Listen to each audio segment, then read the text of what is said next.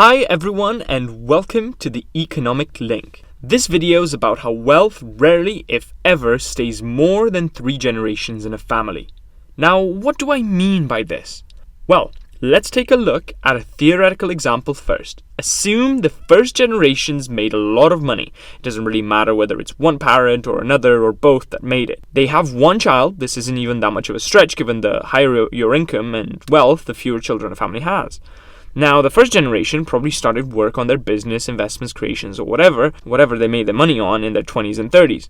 That means it's very likely the second generation, their kid, could either be a teenager or in their formative years when their parents are hardest at work. That means experiencing firsthand the hard work, the discipline, the work ethic, and the business acumen that the first generation had. Probably picking up some along the way. Also, growing up not rich most likely made them yearn for higher income or wealth.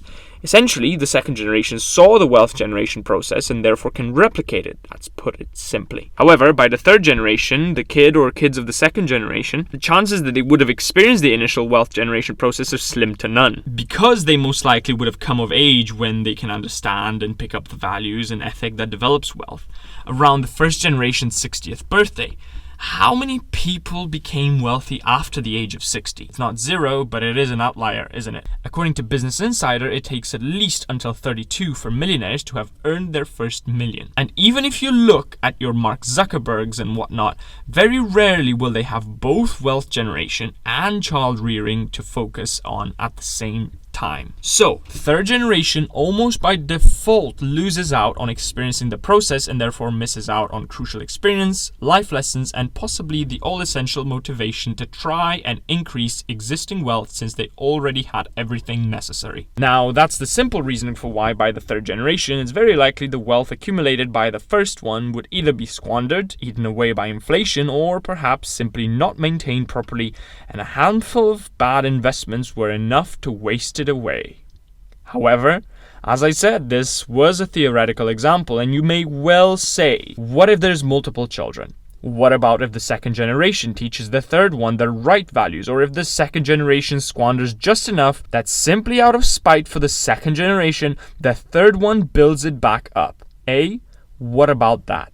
Those are all very valid points. It's not that there's a guarantee that all wealth will be lost, but rather, 1. If no steps are taken, wealth will revert to the theoretical model. 2. There are plenty of other factors which I'll cover in just 1 second. And 3. The values and work ethic required to not only not squander wealth, but also increase it by more than inflation are not a simple recipe. It's like saying you can follow a 10-step process to develop artistic ability and ambition in children. It does rely a lot on their own desires, doesn't it? So, back to the other factors that make it hard to maintain wealth for longer than 3 generations. Multiple children. This one has multiple sides to it. When you have to split inheritance between 2 or 3 children, not only do you have protracted legal battles afterwards, which eat into the original estate, mind you, but also you've just divided up the money. The Rockefeller family started by the richest man in the world, as far as we know, J.D. Rockefeller. At his peak, his wealth would have been over $340 billion of today's money. The second generation, John Rockefeller Jr., focused on removing the bad reputation that his father's business had gotten with monopoly charges and lawsuits. He at least maintained the wealth as much as possible. The third generation, however, is argued to be altogether worth between $9 and $15 billion right now. Now, even if you account for most of the money still being blocked by Chase Bank under trust management, that's still a far cry from $340 billion.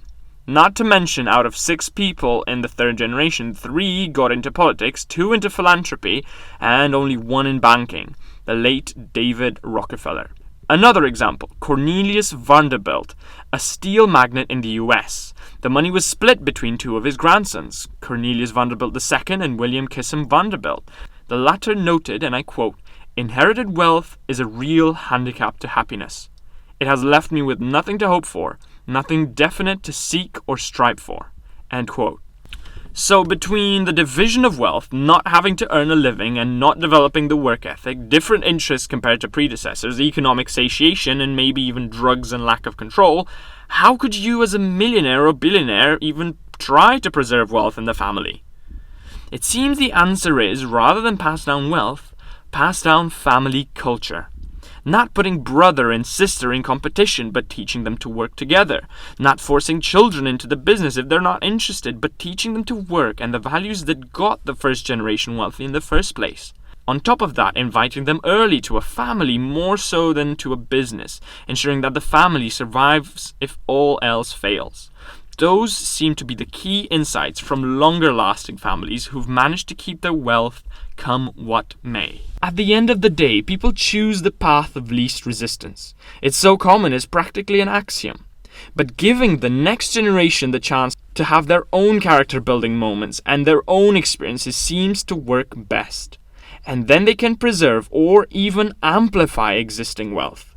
And these days, with a mix of faster developing technologies, faster maturing businesses, and more data available, it seems like we're talking about 4 to 5 generations rather than the old 3. As always, I hope you enjoyed this video. If you liked it, drop a thumbs up below, comment with your opinion, and if you loved it, smash that subscribe button. See you next time. Ciao!